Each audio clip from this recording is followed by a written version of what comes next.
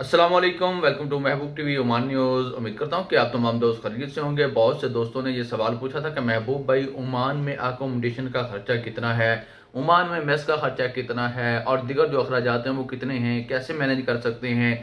तो आज की वीडियो के अंदर मैं आपको अकोमोडेशन का खर्चा बताने वाला हूँ, मेस का खर्चा बताने वाला हूँ और दीगर अखराजात के बारे में बताने वाला हूँ। सिटी एरिया के बारे में बताऊँगा और विलेज एरियाज़ के बारे में भी बताऊँगा कि विलेज एरिया के अंदर और इंडस्ट्रियल एरिया के अंदर आपको कितना खर्चा देना पड़ेगा अकोमोडेशन मेस वगैरह का, और सिटी एरिया के अंदर आपको अकोमोडेशन मेस वगैरह का कितना खर्चा देना पड़ेगा।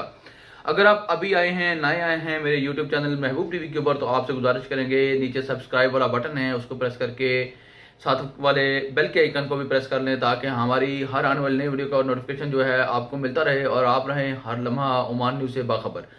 तो चलते हैं तफसीलात की जानब। अगर आप मैं बात करूंगा बरका सनाइया से, सोहार को छोड़ दूंगा क्योंकि सोहार के बारे में मुझे इतनी इन्फॉर्मेशन नहीं है। सोहार में मैं कभी रहा नहीं, मैं गया ज़रूर हूँ लेकिन रहा नहीं हूँ।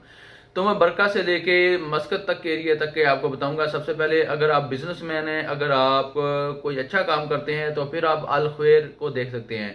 याद रहे कि अल खवैर के एरिया के अंदर बिजनेसमैन लोगों की रिहाइशें हैं, वो बड़े बड़े लोग वहाँ पर रहते हैं। छोटा लेबर तबका का लोग जो है वो वहाँ पर रहने का सोच भी नहीं सकता। बहुत महंगा तरीन एरिया है अल खवैर। और अल खवैर के अंदर याद रहे पाकिस्तान, इंडिया और बांग्लादेश की एम्बेसी भी मौजूद है। उसके अलावा वादी कबीर है, मतरा है और रूही है। इस एरिया की तरफ आप देख सकते हैं क्योंकि यहाँ ये एरिया थोड़ा पुराना भी है और अपना शहर भी है, तो यहाँ पर कारोबार के हालात भी थोड़े ठीक होते हैं, कोई ना कोई काम मिलता रहता है। चलो मैं शुरू करता हूँ। बरका में अगर आप रह रहे हैं बरका सनाइया के अंदर, तो आपको रूम का खर्चा 10 रियाल से 15 रियाल आएगा। उसमें पानी आपको खुद डालना पड़ेगा क्योंकि वहां पर बरका सनाइया के अंदर भी पानी की लाइन मौजूद नहीं है। वहां पर टैंकर से पानी डालना पड़ता है। ये आपकी किस्मत है कि आपके एक दिन एक महीने के अंदर 4 टैंकर लग जाए, आपके एक महीने के अंदर 6 टैंकर लग जाए।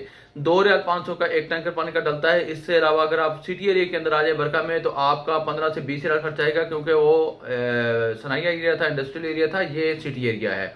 इसके अलावा अगर हम आ जाते हैं मुबेला में, मुबेला बीबी और मुबेला सनाइया और उसके अलावा सीप, सीप के अंदर भी यही है। आपको 10 से 15 रियाल में रूम मिल जाएगा, वहां पर पानी की लाइन मौजूद होगी। और अगर आप मुबेला बीपी पे हैं तो मुबेला बीपी में आपको 10 से 15 रियाल का और 20 रियाल के दरमियान में रूम मिल जाएगा। एक बेड स्पेस की बात कर रहा हूँ, याद रखें कि यहाँ पर मैं एक बेड स्पेस की बात कर रहा हूँ, ज्यादा नहीं।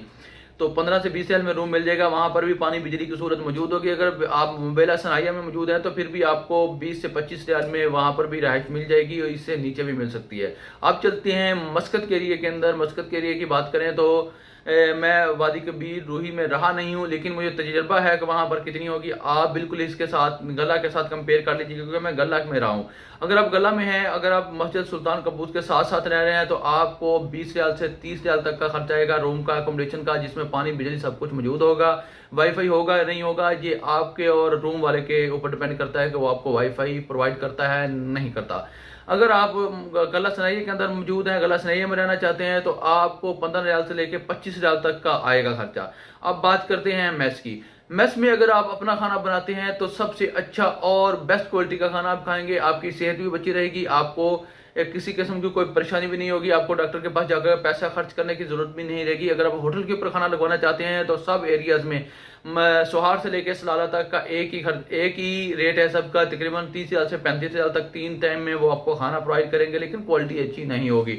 अगर आप बेहतरीन क्वालिटी चाहते हैं तो आप अगर एक रूम के अंदर 4 लोग हैं तो आप अपना रूम में खाना बनाएंगे तो आपको आएगा खर्चा तकरीबन 15 रियाल से लेके 20 रियाल तक आ जाएगा। अगर आप अच्छा से अच्छा खाएंगे तो आपको 25 रियाल तक खाना आ जाएगा। बेस्ट खाना खाएंगे, बेस्ट क्वालिटी का खाना खाएंगे, अच्छा खाना खाएंगे, बेहतरीन खाना खाएंगे, हर चीज खाएंगे, फल फ्रूट गोश्त सब्जियां सब कुछ खाएंगे तो आपको 15 रियाल से 25 रियाल तक का खर्चा आ जाएगा।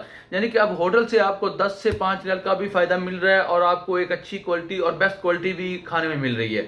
तो मेरा आप तमाम दोस्तों से मशवरा यही है कि आप अगर बना सकते हैं तो खाना घर में बनाइएगा।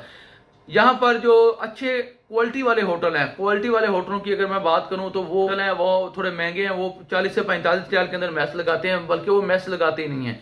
तो यहाँ पर मैस की बात भी होगी, मैस का भी आपको अंदाजा होगा। यहाँ पर आगे चलकर मैं आपसे बात करने वाला हूँ कि अगर आप सलाला के अंदर हैं तो सलाला के सनाइया के बारे में मैं बेहतरीन जानता हूँ क्योंकि मेरा सलाला सनाइया के अंदर रहायश है। तो सलाला सनाइया में आपको 10 से 15 रियाल का रूम मिल जाएगा जिसमें पानी की लाइन मौजूद है। वाईफाई होगी नहीं होगी ये आपकी किस्मत के ऊपर डिपेंड करता है।